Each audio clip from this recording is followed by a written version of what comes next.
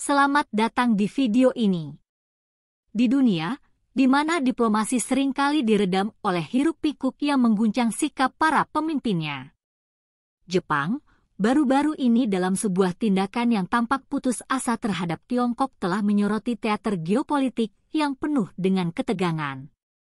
Intrik dan tuduhan bahwa manuver berani ini hanya ditentang di tengah meningkatnya sanksi dan tantangan geopolitik yang sangat dingin telah membuat banyak orang terkejut dan memicu banyak spekulasi.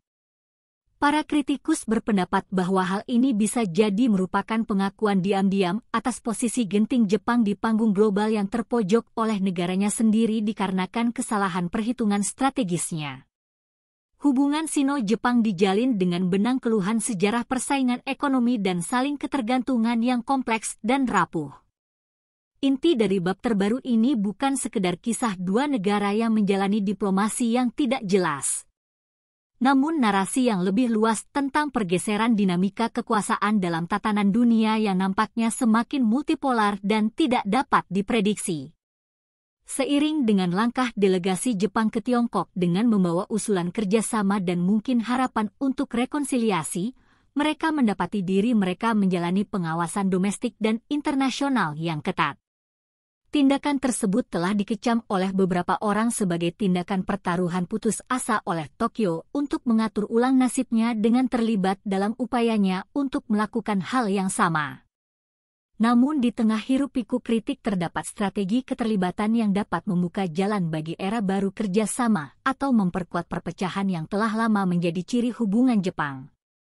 Maka permainan catur geopolitik berisiko tinggi ini bergerak dengan cepat, dan hasilnya masih belum pasti di tengah tuduhan kapitulasi dan penyelarasan strategis.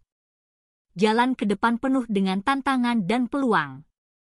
Hal ini bukan sekedar kisah upaya diplomatik, namun merupakan ujian besar bagi masa depan stabilitas regional dan kekuatan global politik. Langkah untuk memperbaiki dan meningkatkan hubungan ekonomi di tengah-tengah ketegangan hubungan akibat dari ketegangan geopolitik dan sekelompok besar sekitar 200 tokoh pembisnis Jepang melakukan perjalanan ke Tiongkok yang belum pernah terjadi sebelumnya.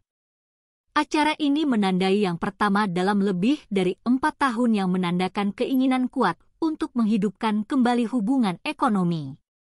Jepang telah mempertahankan tradisi mengirimkan delegasi ekonomi ke Tiongkok setiap tahun sejak tahun 1975.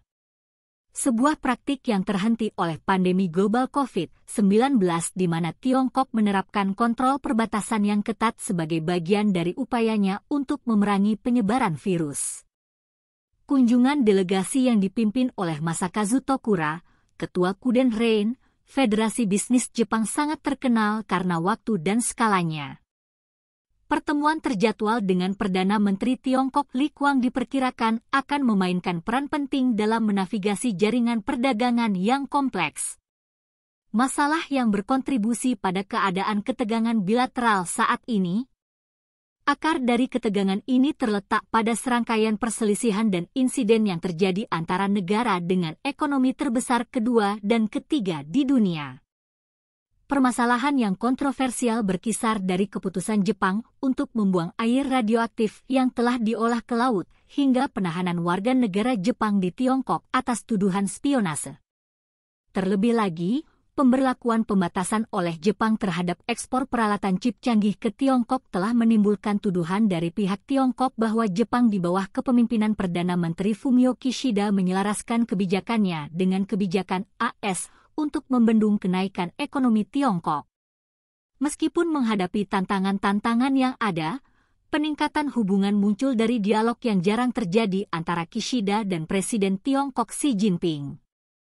Dalam pertemuan mereka, kedua pemimpin sepakat mengenai pentingnya membina hubungan yang saling menguntungkan dan menjadi preseden bagi keterlibatan di masa depan yang bertujuan untuk rekonsiliasi dan kerjasama. Kepala diplomat Tiongkok Wang Yi juga menyuarakan sentimen ini mengadvokasi pembentukan saling pengertian yang benar antara kedua negara. Pernyataan Wang Yi menggarisbawahi perlunya memandang satu sama lain sebagai mitra dalam kerjasama dan bukan sebagai musuh.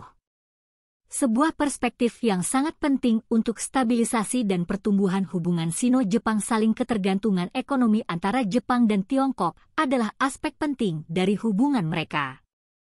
Perusahaan-perusahaan Jepang telah banyak berinvestasi di Tiongkok selama bertahun-tahun, membangun rantai pasokan manufaktur yang luas dan membangun kemitraan yang mengakar dengan perusahaan-perusahaan Tiongkok. Tiongkok berdiri sebagai pasar ekspor terbesar Jepang dan sumber impor utama Jepang dengan volume perdagangan dalam ekspor mencapai 145 miliar dolar dan impor sebesar 189 miliar dolar pada tahun 2023. Namun lanskap ekspansi bisnis Jepang di Tiongkok sedang mengalami perubahan yang signifikan. Berdasarkan survei baru-baru ini, proporsi perusahaan Jepang yang berencana memperluas operasi mereka di Tiongkok telah turun di bawah 30% untuk pertama kalinya seiring dengan ketidakpastian dalam pertumbuhan ekonomi dan ketegangan geopolitik yang disebut-sebut sebagai kekhawatiran utama seperti penangkapan seorang eksekutif Jepang dari Astellas Pharma atas tuduhan spionase tahun lalu semakin memperumit iklim bisnis yang membayangi aktivitas perusahaan Jepang di Tiongkok. Selain itu, perusahaan-perusahaan Jepang menghadapi persaingan yang semakin ketat di pasar Tiongkok. Terhadap penurunan penjualan dan evaluasi ulang strategi mereka di dalam negeri, tantangan tersebut dicontohkan oleh kasus-kasus tertentu seperti merek CI Beauty, Procter & Gamble yang mengalami penurunan penjualan secara signifikan di Tiongkok dan para pembuat mobil Jepang juga merasakan tekanan ketika mereka berjuang untuk bersaing dengan merek-merek lokal Tiongkok di sektor kendaraan listrik yang berkembang pesat.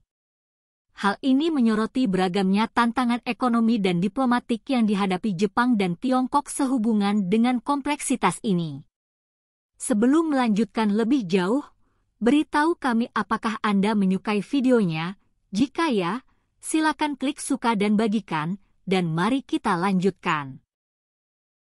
Delegasi ke Tiongkok mewakili langkah penting untuk menjembatani kesenjangan antara kedua negara melalui dialog dan kerjasama. Ada harapan bahwa Jepang dan Tiongkok dapat mengatasi tantangan yang ada, membuka jalan bagi masa depan yang saling menguntungkan dan saling pengertian. Seluk-beluk hubungan ekonomi Jepang dan Tiongkok semakin diperumit oleh konteks global di mana interaksi ini terjadi seiring dengan semakin terpolarisasinya lanskap internasional. Keputusan strategis yang dibuat oleh kedua negara telah jauh mencapai implikasi, tidak hanya bagi kemakmuran mereka sendiri, tetapi juga bagi stabilitas dan dinamika kawasan Asia Pasifik. Kepentingan strategis teknologi, khususnya di sektor-sektor seperti manufaktur semikonduktor dan kendaraan listrik telah menjadi titik fokus perdebatan. Keputusan Jepang untuk membatasi ekspor peralatan manufaktur semikonduktor canggih ke Tiongkok melambangkan kekhawatiran yang lebih luas terkait transfer teknologi, hak kekayaan intelektual, dan menjaga kepentingan keamanan nasional. Pembatasan ini mencerminkan tren yang berkembang di antara negara-negara demokrasi yang berteknologi maju untuk melakukan pengawasan ketat dan terkadang membatasi ekspor teknologi ke Tiongkok, sejalan dengan upaya AS untuk mempertahankan keunggulan strategis di bidang teknologi penting.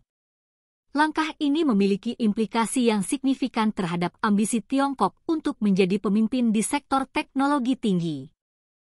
Ketergantungan negara tersebut pada teknologi asing khususnya dari Jepang dan negara-negara terkemuka lainnya dalam teknologi semikonduktor seperti AS, Korea Selatan dan Taiwan, menyoroti kerentanan dalam rantai pasokannya.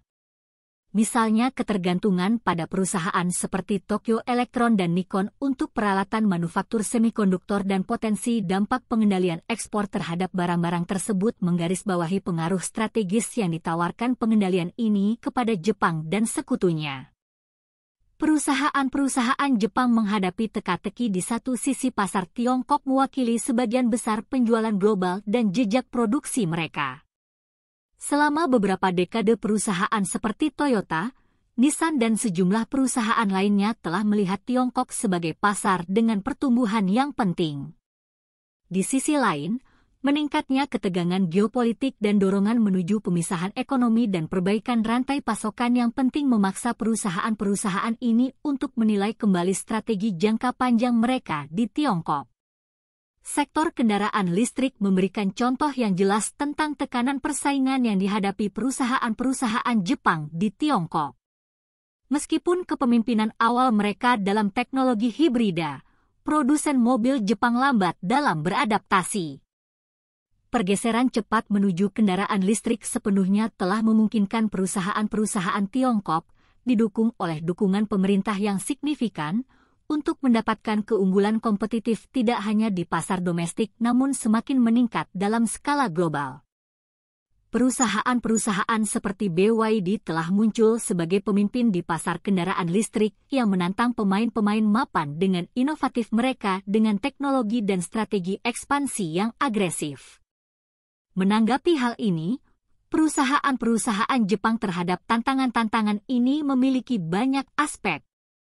Beberapa di antaranya menggandakan komitmen mereka terhadap pasar Tiongkok, berinvestasi pada teknologi baru dan kemitraan yang dapat membantu menjembatani kesenjangan. Sedangkan perusahaan-perusahaan lain mendiversifikasi investasi dan rantai pasokan mereka ke Asia Tenggara, India dan pasar lainnya sebagai alternatif untuk mengurangi ketergantungan mereka pada Tiongkok. Diversifikasi strategis ini didorong oleh keinginan untuk mengurangi risiko dan pengakuan akan semakin pentingnya perekonomian di kawasan lain. Saling ketergantungan ekonomi antara Jepang dan Tiongkok tercermin dan hubungan diplomatik mereka yang kompleks. Meskipun terjadi ketegangan, kedua negara telah menunjukkan kesediaan untuk terlibat dalam dialog dan mengupayakan hal-hal yang saling menguntungkan. Pendekatan pragmatis ini diperlukan mengingat sifat perekonomian kedua negara yang saling terkait dan tantangan bersama yang mereka hadapi, mulai dari masalah lingkungan hingga masalah keamanan regional.